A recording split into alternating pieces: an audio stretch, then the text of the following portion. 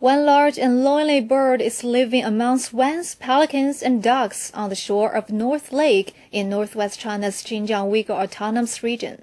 It's called a flamingo, a bird that usually lives in warm tropical climates.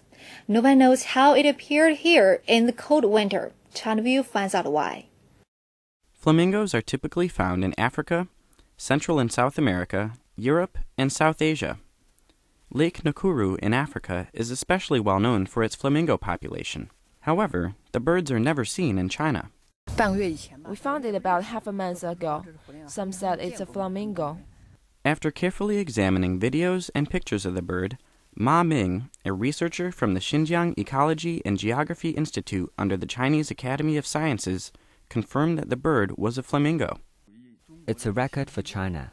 We don't have any other sightings of flamingos in our records. Because of the color of its feathers, Ma said the flamingo may have been born this year. The bird should have migrated to South Asia, India, or Africa, but apparently it changed its route.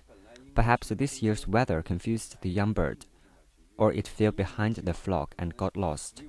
With the cold winter coming, the bird had only two choices: attempt to continue migrating south or risk death in freezing temperatures. Human interference is not recommended. Feeding or caging the bird won't help. This could even irritate or harm it. I hope bird enthusiasts will allow nature to take its course.